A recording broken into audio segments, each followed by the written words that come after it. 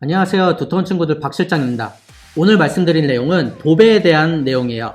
도배는 많은 분들이 벽지 가게 가고 작업자를 불러서 그렇게 시공을 하는 경우가 많을 거예요. 그런데 기본 정보가 없으면 아무래도 시공해주는 거에 대해서 조금 불안한 감이 있겠죠. 그래서 그거에 대해서 전반적인 내용을 좀 설명을 드릴게요. 전체적으로 줄거리를 딱딱딱 얘기하면은 도배 시공 작업은 일단 기존 도배지를 전부 다 뜯어내야 됩니다. 그걸 안 뜯고 그 곁에다가 붙이는 경우가 있어요. 뭐 그렇게 해도 크게는 상관없는데 여러 겹의 벽지와 기존의 건물 벽 사이에 습기가 빠져나가지 못해갖고 시멘트 벽에 곰팡이 피는 경우가 있어요. 그래서 도배를 하기 전에는 필히 기존 도배를 전부 철거하는 게 좋습니다.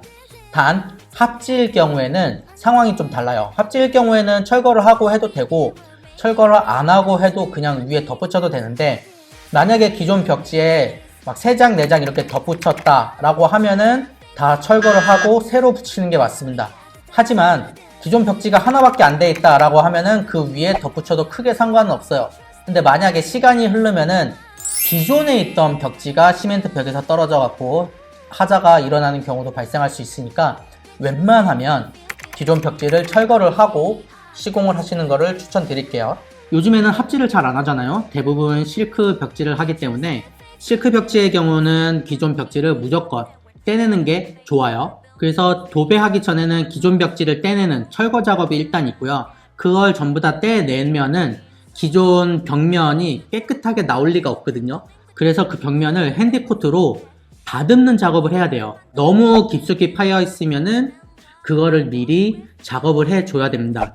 그 핸디코트로 작업을 다 해준 다음에 핸디코트가 마르면은 그 위에 이제 초배지를 바르죠. 기존의 시멘트 벽이 직선으로 돼 있진 않아요. 울퉁불퉁함이라기보다는 살짝 웨이브진 느낌? 그런 느낌이 있을 수가 있어요. 그래서 그거를 좀 평평하게 만들어주는 작업을 합니다. 그리고 이 초배지 같은 경우는 초배지 위에다가 실크 벽지를 발라요. 그러다 보니까 실크 벽지가 나중에 마르면서 뜯어지는 경우가 있는데, 그 뜯어지는 경우를 방지하기 위해서 초배지를 바르기도 합니다. 그래서 초배지를 바르는 이유는 크게 2가지가 있는데, 기존의 벽이 평평하지 않기 때문에 평평하게 만들어주는 역할을 하고요. 실크 벽지가 뜯어지지 않게 잡아주는 역할도 합니다. 이제 초배지가 끝나면은 도배지 시공을 해요. 이 도배지 같은 경우는 풀을 발라갖고 초배지 위에다가 발라주는 작업을 하는 겁니다.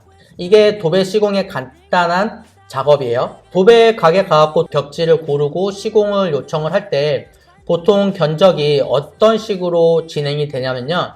도배지는 기본적으로 한 롤에 약 15.5m 정도 돼요. 보통 집의 층고가 바닥부터 천장까지의 높이가 2.7m 정도 되는데, 약간 버려지는 부분을 포함하면은 가로로 폭이 5m 정도 시공이 가능합니다. 일반적으로 작은 방 같은 경우에는 2롤 정도가 들어가고 큰 방 같은 경우에는 한 3롤 정도 들어간다고 보시면 돼요. 인건비 같은 경우는 기공과 조공으로 나눠지는데요. 기공 같은 경우는 도배를 시공하는 사람을 얘기를 하고요. 조공 같은 경우는 그 시공하는 거를 보조하는 역할을 해요. 그래서 보통 조공 같은 경우는 도배지에다가 풀 바르는 작업을 하고, 풀을 다 바르면은 이제 정리하는 혹은 도배지 바르는데 옆에서 잡아주던가 도와주는 역할을 합니다. 인건비는 시공자에 따라 다르긴 한데, 요즘 기공 같은 경우는 35만원 정도 형성이 돼 있고요. 조공 같은 경우는 뭐 20만원 주는 경우도 있고요. 25만원 주는 경우도 있어요. 제가 예시로 견적을 한번 제공해 드리면은, 방이 3개인 30평 정도 되는 집에 도배를 한다고 가정을 한번 해볼게요. 시공기간은 이틀 정도 소요가 된다고 보시면 돼요. 첫날은 기공 둘이서 와갖고 기존의 벽지를 철거를 하고 핸디코트 바르는 작업을 해요. 시간이 조금 남는다 하면은 초배지도 어느 정도 바르고 가시는 경우도 있어요. 집의 상태에 따라 조금 다릅니다. 그 둘째 날이 되면은 기공이 총 4명, 조공이 1명이 투입이 됩니다. 초배지 바르는 작업을 마저 하고 그 다음에 도배지 바르는 작업을 합니다. 그러면 기공이 총 첫날, 둘째 날 합쳐갖고 6품이 들어갔고요.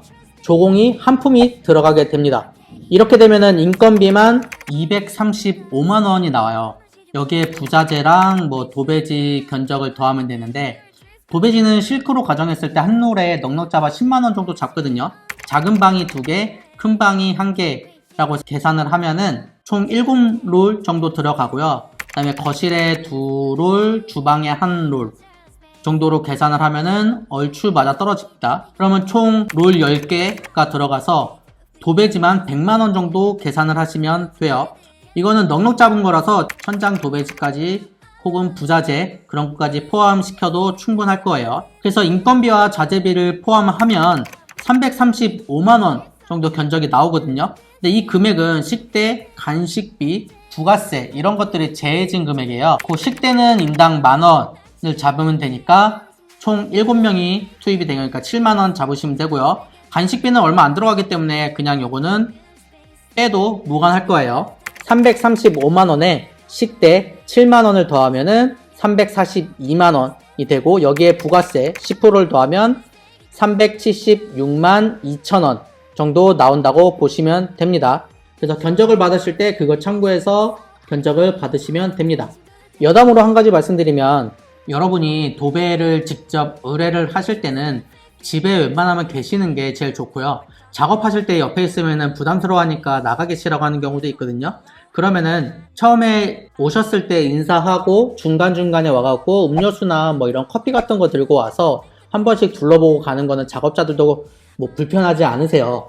그렇게 하시는 게 조금 현명한 행동이 되실 것 같고요. 간식 사갖고 오신 김에 뭐 필요한 거 없으신지 여쭤보고 필요한 거 있으면은 사다 주고 뭐 그렇게 하시면은 도배를 문제없이 잘 진행이 될 것 같아요. 뭐 그렇게 안 한다고 해갖고 도배가 하자가 많거나 뭐 이러는 건 아닙니다. 절대 그런 건 아니고요.